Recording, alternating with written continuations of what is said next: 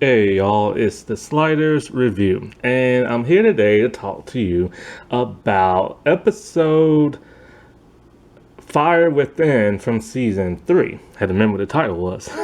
So, a long time ago, somebody asked me on my channel, what is the worst Slider episode that I hate?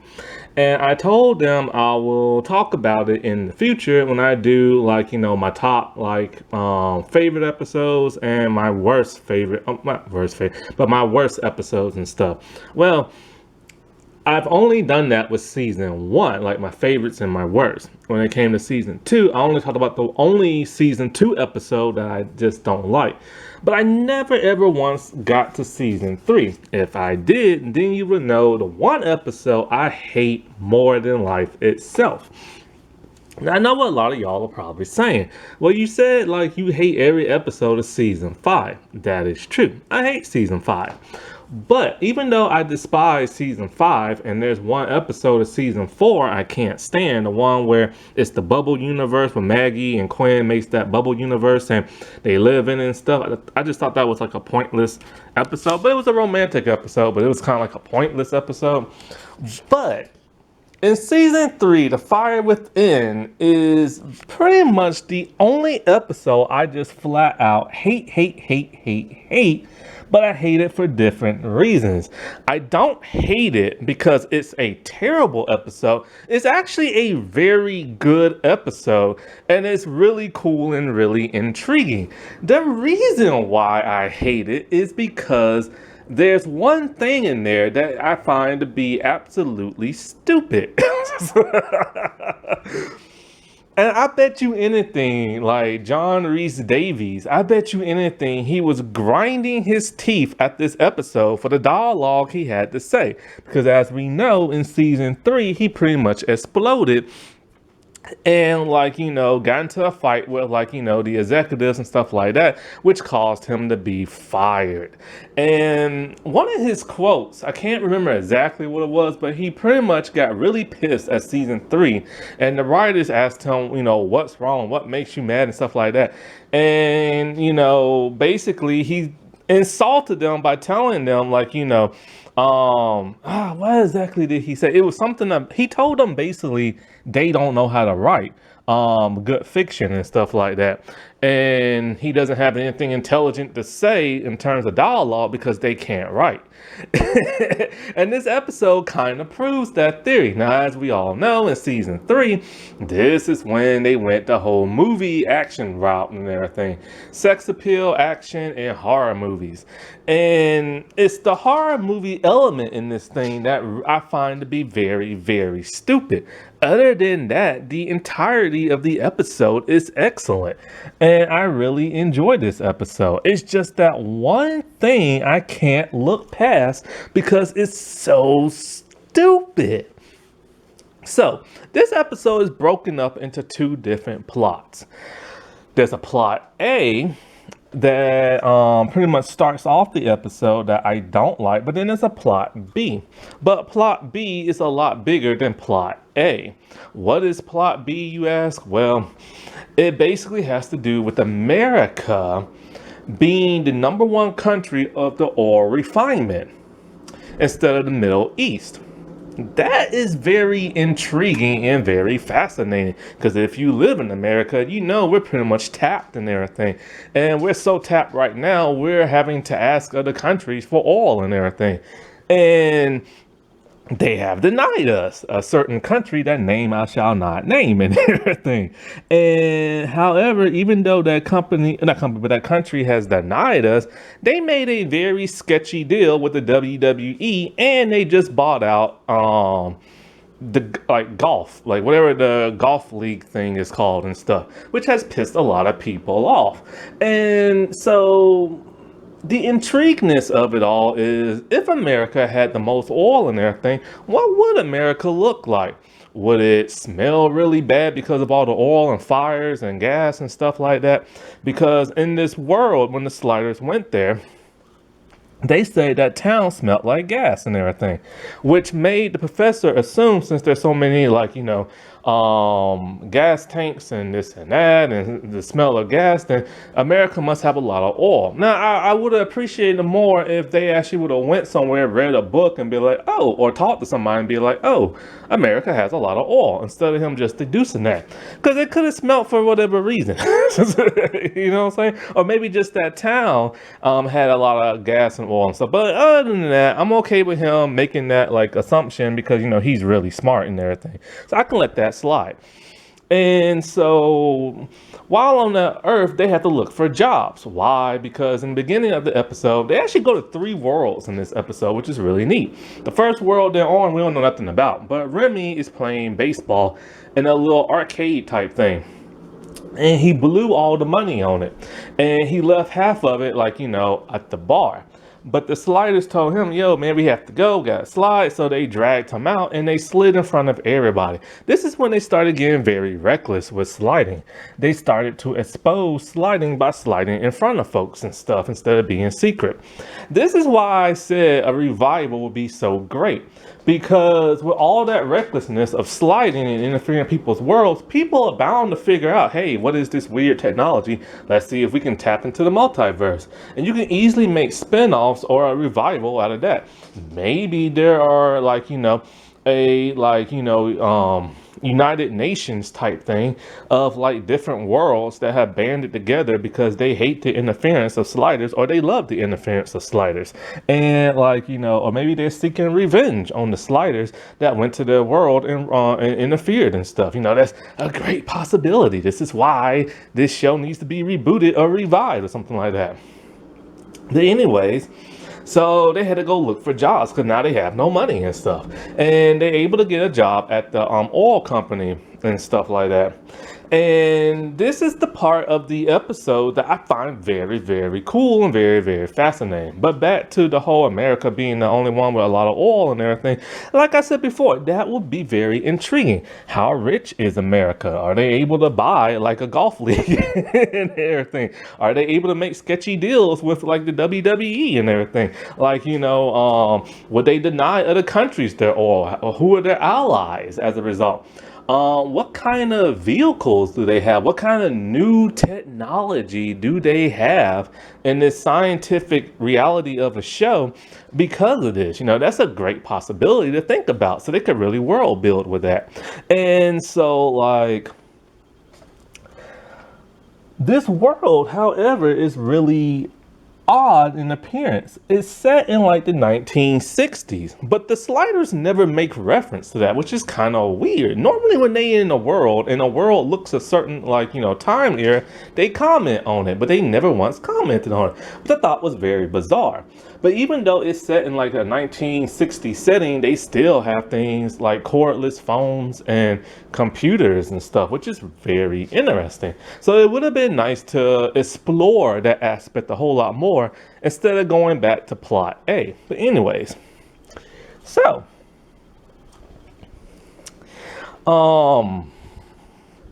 while there and everything, we get to see JC, like the owner of the place. I think he was also in season 4 as the guy with the virtual reality. I'm not sure.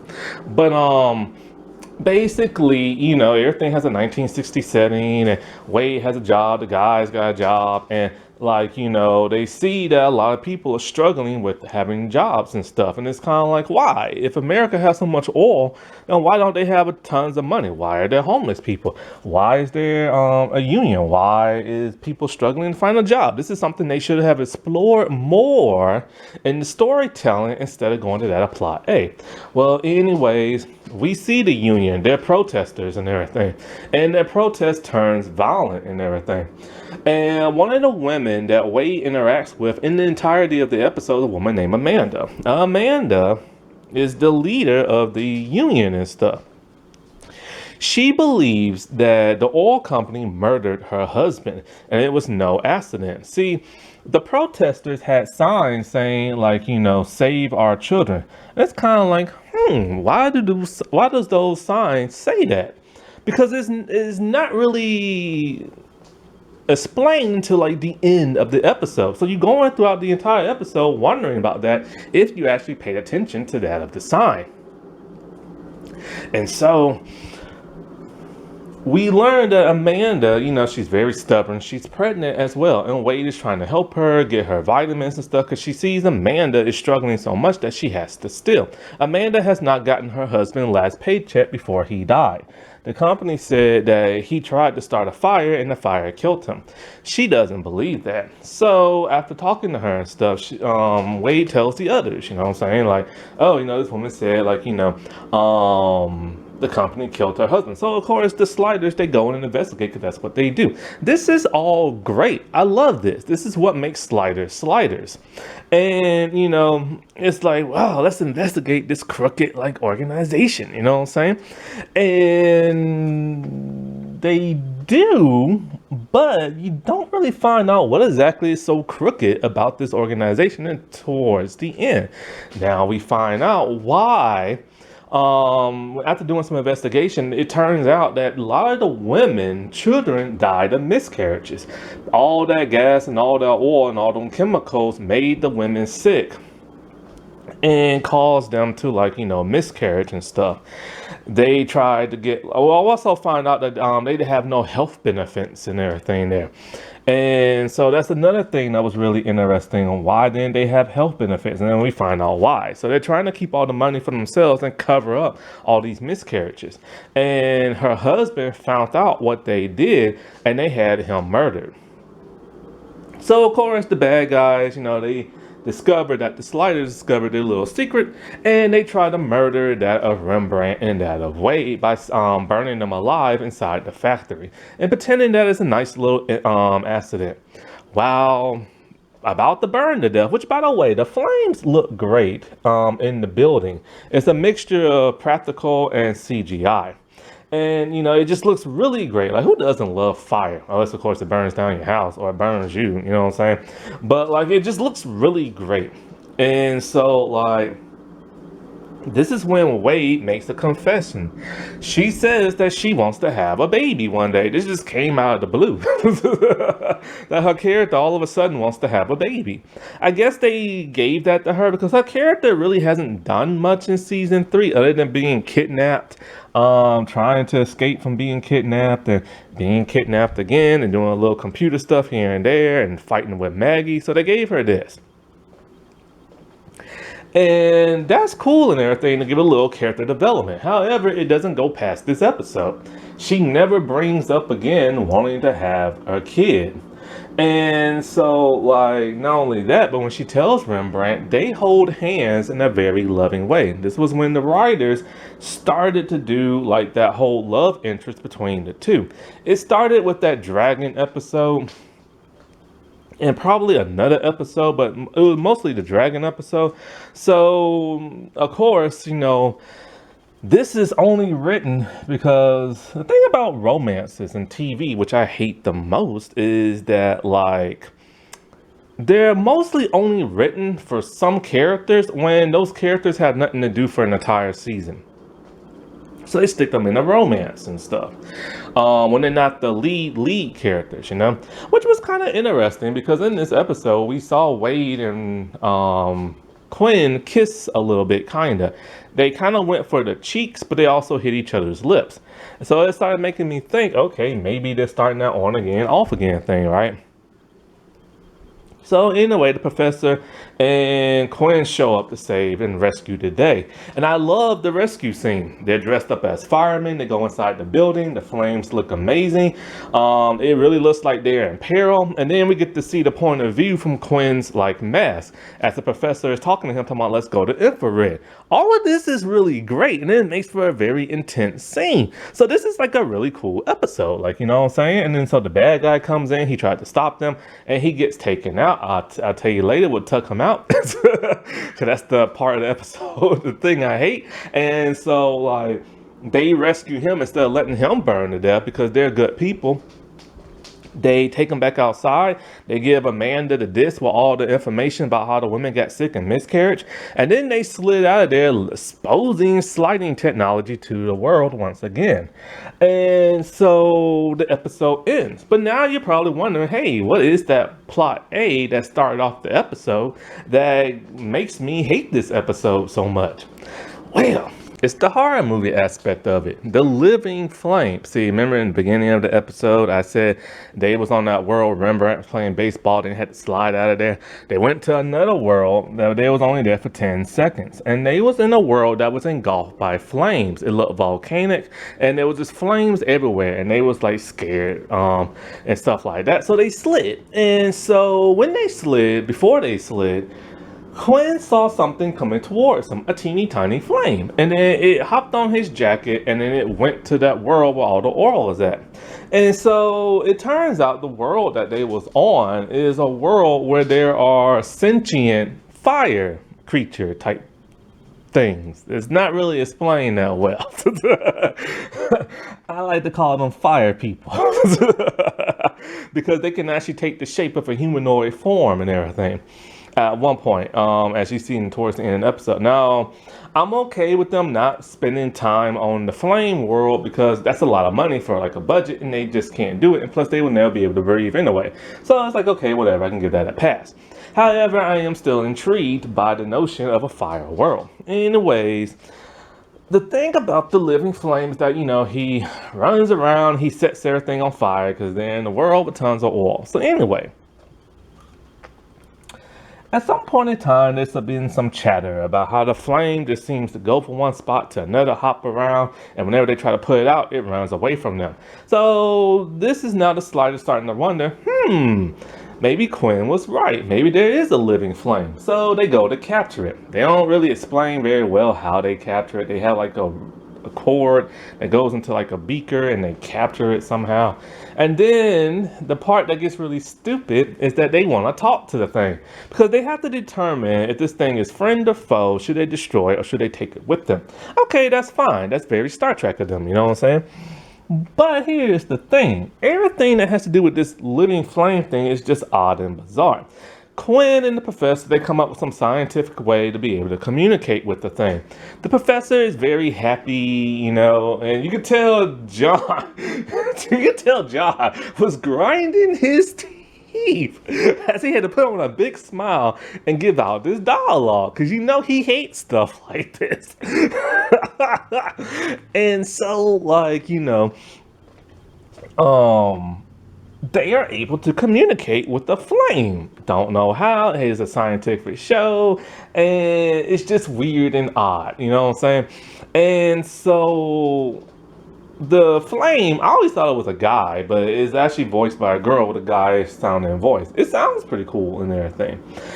But the thing is, it turns out not only is this a living flame, but we really don't know much about it. Like, it's able to multiply, but when it multiplies, all those little flames are still that same flame.